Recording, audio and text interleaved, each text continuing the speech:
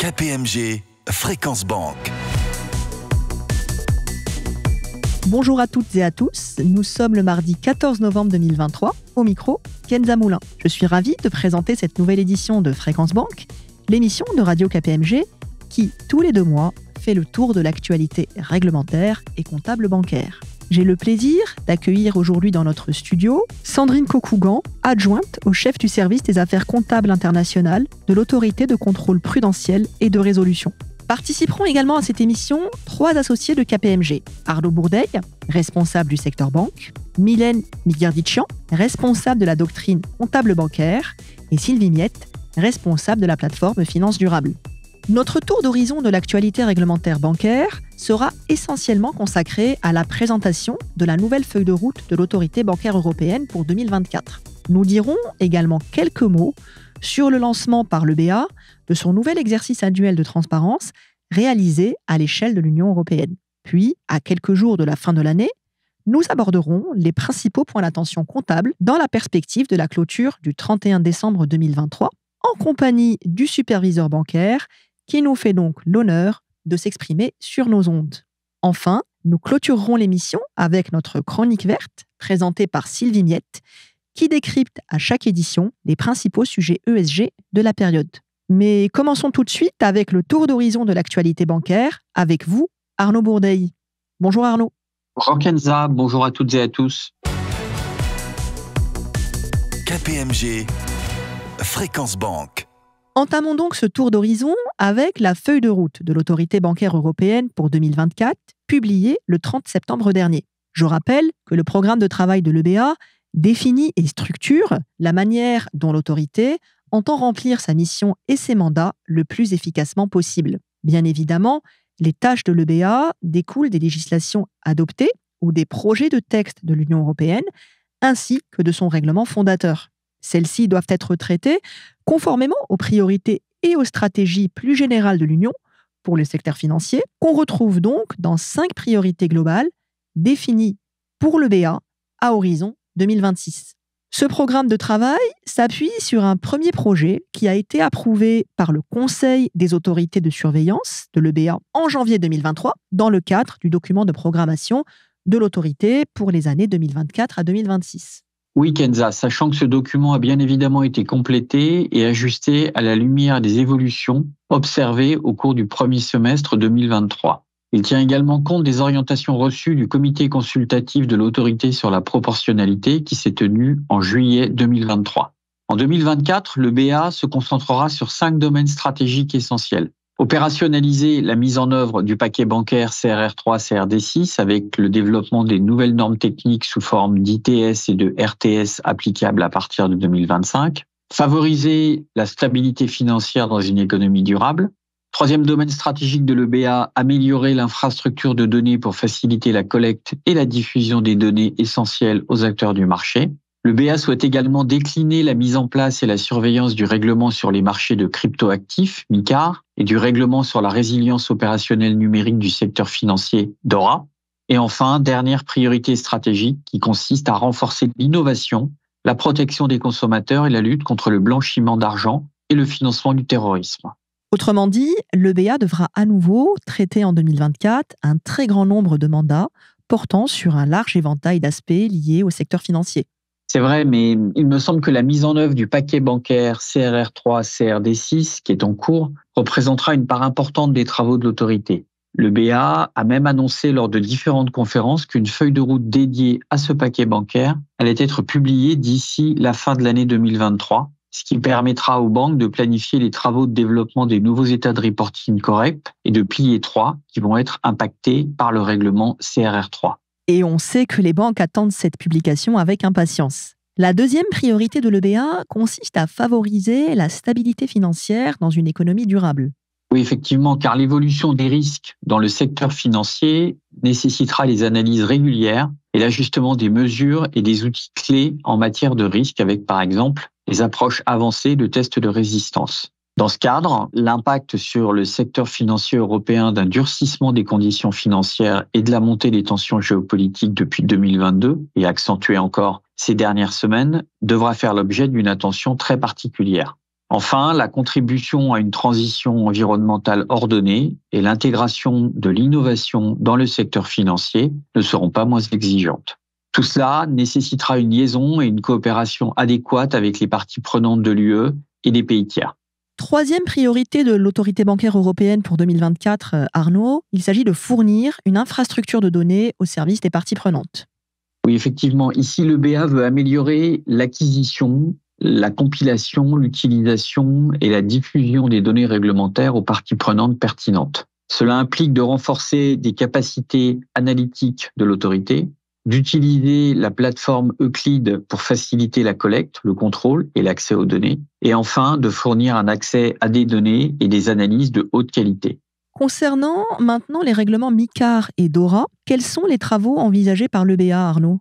Alors d'une part, l'EBA va continuer d'élaborer avec l'ESMA et l'EIOPA une surveillance conjointe pour les prestataires tiers essentiels de services informatiques qui devrait rentrer en vigueur en janvier 2025 avec le règlement DORA. D'autre part, dans sa feuille de route, l'EBA annonce son intention de renforcer également sa capacité à être aussi en mesure de surveiller les fournisseurs de cryptoactifs importants dans le même délai, c'est-à-dire d'ici 2025, dans le cadre de l'entrée en vigueur du règlement MiCAR. S'agissant maintenant du cinquième et dernier domaine stratégique sur lequel l'autorité va agir, à savoir le renforcement de l'innovation, de la protection des consommateurs et de la lutte contre le blanchiment d'argent, que peut-on dire, Arnaud ? Clairement, l'EBA entend intensifier sa supervision des pratiques des établissements financiers et renforcer la capacité des autorités compétentes à faire face aux risques de criminalité financière. L'accent sera donc mis sur la protection des consommateurs, mais aussi sur la surveillance des innovations financières pour identifier les domaines nécessitant une réponse réglementaire ou de supervision complémentaire. Les cryptoactifs, la tokenisation, la finance décentralisée, l'application de l'intelligence artificielle dans le secteur financier et la gestion des identités numériques seront donc autant de priorités pour l'EBA. Enfin, l'EBA annonce également son intention d'achever ses travaux dans le domaine de la lutte contre le blanchiment de capitaux et le financement du terrorisme pour faciliter la transition vers la nouvelle autorité de l'UE, l'AMLA, pour Anti-Money Laundering Authority. Un programme de travail donc très chargé, sans parler de la feuille de route sur les mandats CRR3 qui n'est pas encore publiée et que l'EBA devra également mettre en œuvre. Oui, Kenza, d'autant plus que l'EBA fonctionnera avec des ressources humaines et financières globalement inchangées par rapport à l'année dernière. Elle va donc devoir trouver des synergies internes et externes, se fixer des priorités et procéder à des redéploiements stratégiques. Même s'il est vrai que le programme de travail actuel bénéficie des changements dans l'organisation effectués ces dernières années et qui étaient destinés à accroître sa flexibilité, renforcer ses capacités et faire en sorte qu'elle puisse utiliser des technologies modernes et efficaces. Pour atteindre toutes ces priorités, l'EBA a organisé son programme de travail en 19 activités, que sont par exemple les fonds propres, la liquidité, les reporting, etc., tout en détaillant les publications à venir sous forme d'ITS, de RTS, de recommandations, de rapports et bien sûr leur date de publication. Sachant que la finalisation des textes législatifs clés et l'évolution du secteur financier peuvent exiger de l'EBA qu'elle s'écarte de ses plans initiaux. Avant de refermer ce journal, disons quelques mots, Arnaud, sur le lancement par l'EBA, le 22 septembre dernier, de son exercice annuel de transparence réalisé à l'échelle de l'Union européenne dans le cadre de ses efforts de surveillance des risques et de renforcement de la discipline de marché. Dans la continuité des années précédentes, cet exercice de transparence se fonde exclusivement sur les données des différents reportings réglementaires et prudentiels. Dans son communiqué du 22 septembre, l'EBA a annoncé son intention de publier pour les 124 banques participantes à l'exercice plus de 1 million de données, représentant une moyenne d'environ 10 000 données par banque. Comme les années précédentes, les informations utilisées dans le cadre de cet exercice couvriront notamment les positions en capital, la rentabilité, les actifs financiers, les montants d'exposition au risque, les expositions souveraines et la qualité des actifs. Les résultats de l'exercice de transparence 2023 devraient être publiés courant décembre, conjointement avec le rapport annuel d'évaluation des risques, le Risk Assessment Report de l'EBA. Nous ne manquerons naturellement pas de vous en parler lors de notre prochaine édition. Ainsi s'achève notre tour d'horizon de l'actualité réglementaire bancaire. Nous sommes à quelques semaines de la fin de l'année 2023. C'est donc le moment idéal pour faire le tour des principaux sujets comptables bancaires pour l'arrêté annuel. Pour cela, nous avons convié à notre micro 2 invités. Sandrine Cocougan, adjointe au chef du service des affaires comptables internationales de la CPR, et Mylène Miguerditchian, associée au sein de la doctrine comptable bancaire de KPMG France. Bonjour à vous, mesdames. Bonjour Kenza, bonjour à toutes et à tous, et merci pour cette invitation radiophonique. Bonjour Kenza, bonjour à tous. Difficile de parler d'arrêté comptable, Mylène, sans aborder le référentiel. Quelles sont cette année les nouveautés en matière d'IFRS ? Avant de répondre à cette question, je souhaite d'abord préciser qu'il n'y a pas de nouveautés majeures en norme française pour la clôture 2023. Si on se projette un peu plus loin, la modernisation des états financiers prévue par le règlement ANC va être applicable en 2025, mais on n'anticipe pas d'impact très significatif pour les banques. Pour ce qui est des IFRS, cette année encore, le référentiel est relativement stable, exception faite de l'entrée en vigueur d'IFRS 17, qui constitue sans aucun doute le bouleversement majeur pour les entreprises du secteur de l'assurance comme pour les banques assureurs, dont les informations de transition seront particulièrement scrutées par le marché. L'application d'IFRS 17 requiert également la présentation d'états financiers 2022 comparatifs retraités. J'en profite pour vous rappeler aussi que l'entrée en vigueur d'IFRS 17, à compter du 1er janvier 2023, s'accompagne de la première application d'IFRS 9 pour les assureurs qui avaient fait le choix de la différer. Dans ce cadre, l'autorité des normes comptables a mis à jour sa recommandation sur le format des comptes consolidés des établissements bancaires. Lors de la préparation de notre étude sur la performance des banques, nous avons d'ailleurs relevé que dans leurs états financiers semestriels 2023, les établissements bancaires n'ont pas toujours appliqué cette recommandation de manière homogène. En particulier, les agrégats requis dans le compte de résultat par IFRS 17 et repris dans la recommandation ANC n'ont pas toujours été présentés. Il nous semble important que pour les comptes arrêtés au 31 décembre 2023, cela soit le cas. Et concernant les informations en annexe ? Pour ce qui est des informations en annexe liées à la transition IFRS 17, sont notamment attendues la mise à jour des principes comptables au regard d'IFRS 17, les méthodes de transition et les tableaux de transition attendus pour IFRS 9. En complément de ces éléments, il nous semble souhaitable de fournir d'autres informations telles que le tableau de mouvement des passifs d'assurance ou encore les principaux ajustements et hypothèses utilisées accompagnés d'analyses de sensibilité. Ce sujet de l'entrée en vigueur d'IFRS 17 a bien entendu été évoqué par l'autorité des marchés financiers dans ses recommandations émises fin octobre. Effectivement, l'AMF a souligné l'importance de communiquer sur les impacts de la première application d'IFRS 17 ainsi que sur les analyses et hypothèses utilisées. J'invite donc nos auditeurs à se référer aux recommandations de l'AMF pour la préparation de leur arrêté annuel. Justement, ces recommandations de l'AMF soulignent également la nécessité de communiquer dans les états financiers sur les effets du contexte macroéconomique qui reste incertain pour cette fin d'année. Oui, le contexte géopolitique est très tendu, avec les effets persistants de la guerre en Ukraine, auxquels s'ajoute à présent la situation en Israël. L'inflation est élevée, notamment sur l'énergie, dont les prix sont extrêmement sensibles aux tensions internationales. Les politiques monétaires restrictives impactent les capacités d'endettement et le coût de la dette, y compris pour les États. Il semble que le cycle de hausse des taux ne soit pas achevé, même si en Europe, une mise en pause a été faite. Étant tout de même précisé que le président de la Fed a indiqué le 7 novembre que l'objectif de ramener l'inflation à 2% ne semblait pas atteint. Et pour ce qui est des autres indicateurs, on anticipe une croissance assez limitée pour le 4e trimestre 2023 en Europe et on constate déjà une forte remontée des défaillances d'entreprises qui reviennent à leur niveau pré-pandémie. Il semble également que le chômage a cessé de reculer en France pour la première fois depuis 3 ans. Mylène, dans ce contexte, quels sont les points de vigilance pour cet arrêté annuel 2023 ? Le premier point de vigilance est directement issu de l'environnement économique que je viens d'évoquer, notamment la situation de taux élevés et la gestion de la liquidité. Par ailleurs, le risque de crédit reste au cœur des préoccupations des banques, des superviseurs et des régulateurs. Et Sandrine Cocougan en parlera dans quelques instants.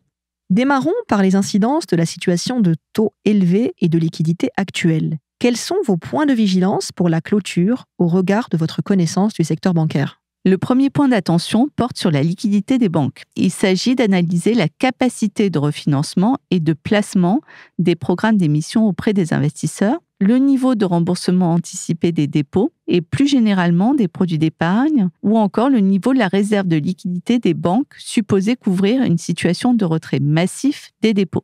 Il faudra suivre également les remboursements des emprunts de TLTRO 3 auprès de la BCE, initialement accordés à des conditions avantageuses, et leur remplacement par de nouveaux emprunts à des taux moins favorables. Second point de vigilance, la gestion du risque de taux des banques et en particulier la différence de maturité entre les passifs et les actifs de taux. Et dans le contexte actuel de taux élevés, quels autres enjeux comptables peuvent se poser pour les banques ? Se pose d'abord la question de la juste valeur présentée en annexe des actifs à taux fixe au coût amorti et des pertes latentes associées, avec un point d'attention sur le niveau de juste valeur présenté, sujet scruté par le marché suite aux récentes faillites bancaires. Ensuite vient la question de la juste valeur des titres de dette enregistrés à la juste valeur par capitaux propres et des pertes latentes présentées en capitaux propres. Cette année encore, certains établissements pourraient être tentés de reclasser des titres de la catégorie juste valeur par capitaux propres vers la catégorie titres au coût amorti pour arrêter d'enregistrer des pertes latentes. Toutefois, il faut rappeler qu'en IFRS, une modification d'intention, même dans un contexte de changement important des conditions de marché, ne constitue pas une raison valable pour reclasser des titres. Autre conséquence, la hausse des taux va également avoir une incidence sur les modèles comportementaux utilisés par la banque, tels que le modèle de calcul des provisions d'épargne réglementée. Il sera important de documenter les mises à jour des hypothèses et leur impact sur le calcul des provisions. Enfin, le contexte de hausse des taux nécessite de revoir les documentations de couverture et de mettre en place de nouvelles stratégies. Il sera important de s'assurer de la conformité de cette documentation et des tests d'efficacité afférents. Ce sera particulièrement pertinent pour les dépôts de livret A dont le taux a été fixé en juillet 2023 à 3% jusqu'en janvier 2025. Comme la formule du livret A était en partie basée sur l'inflation, pour les banques qui ont couvert le risque inflation, la fixation du taux sur 18 mois pourrait entraîner de l'inefficacité, voire même déqualifier les couvertures. Je me tourne à présent vers vous, Sandrine Koukougan de la CPR, à propos de la situation des banques. Le premier semestre 2023 a été traversé par une crise bancaire inédite par certains aspects, conduisant à des faillites d'établissements bancaires américains et au rachat éclair de Crédit Suisse par sa compatriote UBS. Dans ce contexte particulier, quels sont les points d'attention du superviseur pour la fin de l'année, Sandrine Koukougan ? Alors, les priorités de la CPR s'inscrivent dans la lignée des priorités du MSU, telles que définies dans le cadre du plan 2023-2025. Elles s'articulent autour de 3 axes. La résilience financière face aux chocs macro-financiers et géopolitiques, la résilience opérationnelle et notamment les défis liés à la numérisation, et enfin la lutte contre le changement climatique. On peut donc dire que les crises bancaires de mars 2023 confortent ces priorités, et notamment celles liées à la résilience financière. Les premières leçons de ces crises récentes sont en effet, leçon numéro 1, le bien fondé d'une application des règles les plus exigeantes à un large périmètre de banques. La priorité, d'un point de vue réglementaire, reste donc pour nous, superviseurs, l'application pleine et fidèle de Bâle III dans toutes les juridictions. Leçon numéro 2, le rôle central de la supervision. À ce titre, les ratios prudentiels doivent être accompagnés, selon nous, d'une supervision proactive et intrusive. Et par intrusive, je pense notamment au renforcement des mesures de pilier 2. Et l'environnement de taux actuel est aussi une préoccupation pour le superviseur. Bien entendu. Ce contexte de remontée forte et rapide des taux d'intérêt représente un véritable enjeu pour la solidité du secteur bancaire. Nous sommes particulièrement attentifs à la gestion active-passive des banques et la gestion du risque de liquidité. Concernant l'encadrement du risque de taux d'intérêt, nous soutenons une vision exigeante du traitement en pilier 2, avec une attention particulière à la modélisation du passif. Et les nouveaux états de reporting IRRBB, applicables à compter du 30 septembre 2024, vont y contribuer. Concernant le risque de liquidité, les événements récents appellent à réfléchir sur les hypothèses en matière de fuite des dépôts dans le standard du LCR et sur les questions de concentration des sources de financement des établissements. Si l'on observe en France des ratios de LCR et NSFR relativement confortables, le manque de diversification des financements peut rendre certains établissements plus vulnérables aux perturbations de marché. Nous menons donc des examens ciblés sur le bon déroulement des stratégies en cours d'exécution de sortie des TLTRO pour certaines banques qui les avaient largement utilisées. Abordons à présent le sujet du risque de crédit. KPMG réalise chaque trimestre une étude sur la performance des groupes bancaires français. La dernière en date porte sur les arrêtés au 30 septembre 2023. Elle a d'ailleurs été publiée aujourd'hui, le 14 novembre, et souligne un coût du risque toujours élevé. Dans le contexte actuel, l'exercice de calcul des provisions, conformément à IFRS 9, va de nouveau nécessiter un degré de jugement important lors des travaux de clôture. Mylène, quelles sont vos préconisations en la matière ? Les conditions macroéconomiques étant très changeantes, il est important de mettre à jour au plus près de la clôture les paramètres des modèles de calcul de dépréciation, les scénarios macroéconomiques retenus et leurs pondérations. Par ailleurs, les facteurs de risque apparus en 2022, tels que l'énergie, la chaîne d'approvisionnement, les risques environnementaux, l'inflation et les risques géopolitiques sont toujours d'actualité. Ces facteurs ne sont pas toujours intégrés dans les modèles de calcul et peuvent nécessiter des ajustements de modèles parfois très significatifs. Donc nous recommandons aux banques d'utiliser pour la détermination de ces ajustements une méthodologie robuste, doublée d'une bonne gouvernance, permettant de quantifier au mieux le niveau de ces risques et d'en appréhender les impacts sur les modèles d'évaluation. Cela rejoint, me semble-t-il, les recommandations de la Banque centrale européenne dans sa publication diffusée le 26 mai dernier sur les ajustements de modèles. Absolument, et compte tenu des montants en jeu qui sont de plus en plus élevés, nous recommandons la plus grande transparence en annexe en fournissant des informations, notamment sur la méthodologie, les montants et les sources d'ajustement comptabilisées, ainsi que l'impact sur le staging. Tout ceci fait écho aussi aux recommandations de l'AMF pour les comptes annuels 2023. De manière générale, les établissements devront soigner leur communication sur le risque de crédit et notamment sur les hypothèses clés retenues et les modifications qui y sont apportées dans le contexte actuel. Sandrine Cocougan, dans la situation économique actuelle, le sujet du risque de crédit des banques est, nous l'imaginons, de nouveau au cœur des préoccupations de la CPR. Dans ce cadre, quels sont vos points d'attention et vos attentes ? Comme évoqué tout à l'heure, la priorité numéro 1 en matière de supervision bancaire est la résilience des établissements face aux chocs macro-financiers et géopolitiques immédiats. S'agissant du risque de crédit, on note depuis fin 2021 en France une stabilisation des encours de NPL, après plusieurs années de baisse, accompagnée d'une progression des défaillances d'entreprises. Nous menons des travaux de supervision ciblés sur le secteur de l'immobilier commercial, particulièrement sensible. Nous suivons également avec attention les politiques de provisionnement du risque de crédit des établissements et plus particulièrement le recours aux ajustements post-modèles, ces fameux overlays. À ce titre, notre message en tant que superviseur est qu'il nous semble important, premièrement, de bien comprendre ce que visent les overlays et de veiller à ce qu'ils ne perdurent pas au détriment d'une amélioration des modèles existants. En second lieu, de comprendre comment ils sont calculés et de s'assurer de la cohérence avec les méthodologies de transfert en stage 2. Et enfin, de veiller à ce qu'un relatif objectif de prudence soit maintenu.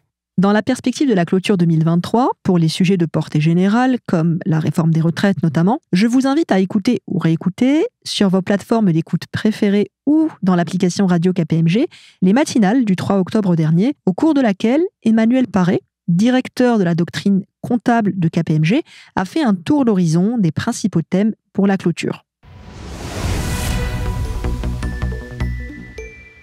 Poursuivons notre revue des points d'attention dans la perspective de la clôture 2024. Quels seront, Mylène Migliardician, les autres points à suivre ?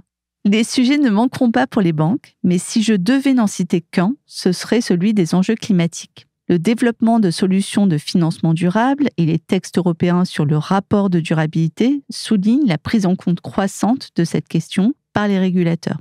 D'ailleurs, les travaux de l'IASB sur la comptabilisation de prêts ESG ont donné lieu à des amendements à IFRS 9 émis en mars 2023 et qui ont fait l'objet de nombreux commentaires. Ce texte va dorénavant entrer dans le process de finalisation au niveau de l'IASB afin d'intégrer ces commentaires dans le guide d'application. Et nous suivrons de près la finalisation du texte qui est prévue au premier semestre 2024 et bien sûr, nous vous en tiendrons informés. Sandrine Cocougan, avez-vous un mot à ajouter pour conclure ?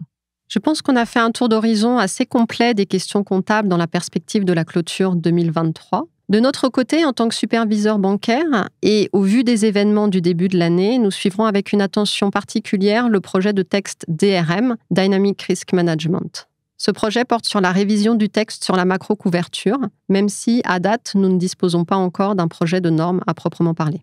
Sandrine Kokougan, Mylène Miguerditchian, un grand merci à vous deux, mesdames, pour ce panorama des sujets comptables indispensables pour préparer sereinement l'arrêté du 31 décembre 2023. Poursuivons cette émission avec la chronique de Sylvie Miette, dédiée au sujet ESG. Bonjour Sylvie.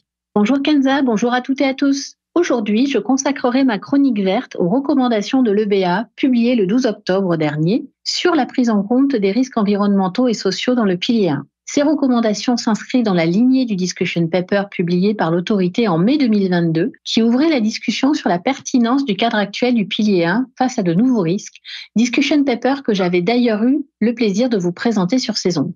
Ce rapport du 12 octobre complète donc les initiatives antérieures de l'autorité bancaire européenne visant à intégrer les risques environnementaux et plus largement les risques ESG dans tous les piliers du cadre réglementaire, conformément à sa feuille de route sur la finance durable. Ce document propose des améliorations ciblées du pilier 1, tout en reconnaissant la nécessité de conserver une surveillance des risques adaptée au profil de chaque banque à travers le pilier 2 et d'être transparent à l'égard du marché via le pilier 3. Ces améliorations du pilier 1 couvrent à la fois les approches standards et modèles internes de calcul des risques pondérés, sachant que l'EBA reconnaît que la prise en compte de nouveaux risques est mieux appréhendée en approche modèle interne. Bien que les risques environnementaux impactent déjà les indicateurs de risque, l'EBA rappelle tout de même que des changements du pilier 1 ne sont justifiés que lorsqu'un lien clair entre les facteurs environnementaux et sociaux et les catégories traditionnelles de risques financiers peut être établi. Dans ce contexte, et en vue de déterminer les éventuels changements du cadre prudentiel, l'EBA estime que la priorité reste pour les banques de développer des techniques afin de tracer le lien entre risques environnementaux et sociaux et les risques financiers. Pour évaluer les risques environnementaux, les établissements doivent à la fois considérer les pertes réelles directement liées aux facteurs environnementaux et aussi tenir compte de l'évaluation de ces risques par le marché. Pour ce faire, l'EBA annonce qu'elle surveillera dans le cadre de son dialogue continu avec les autorités compétentes la manière dont les établissements intègrent des informations prospectives liées à l'environnement dans leur modèle de dépréciation IFRS 9 ou dans certains éléments comptables, notamment l'évaluation de la juste valeur de certains actifs. Autre point important qui ressort du rapport de l'EBA, la réglementation en matière de reporting. En effet, pour développer des évaluations des risques environnementaux et sociaux plus précises et veiller à ce que les exigences en matière de fonds propres restent correctement calibrées dans le temps, des efforts doivent être faits pour améliorer le reporting extra-financier. Cette amélioration passe par une collecte d'informations pertinentes et fiables sur les risques environnementaux et leur impact sur les pertes financières des établissements. L'EBA annonce qu'elle proposera des modifications du cadre prudentiel des reportings dans ce sens. En conclusion, l'autorité bancaire européenne propose d'intégrer davantage les risques environnementaux et sociaux dans tous les piliers du cadre réglementaire, contribuant ainsi à soutenir la transition vers une économie plus durable, tout en garantissant la résilience du secteur. Ce sera encore un sacré défi pour les banques.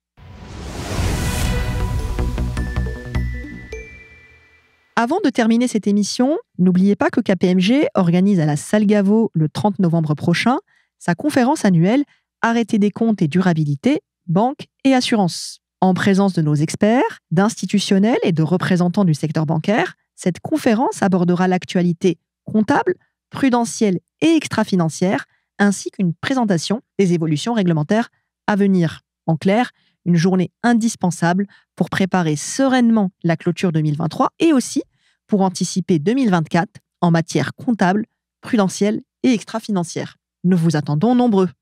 Vous pouvez encore vous inscrire via notre page kpmg.fr. Clôturons maintenant cette émission avec nos publications récentes, notamment le numéro de réflexion réglementaire paru le 9 novembre dernier et notre numéro ActuBank du mois d'octobre. Ces deux publications sont adressées à l'ensemble de nos abonnés et sont aussi disponibles sur kpmg.fr. Un grand merci à toutes et à tous pour votre attention.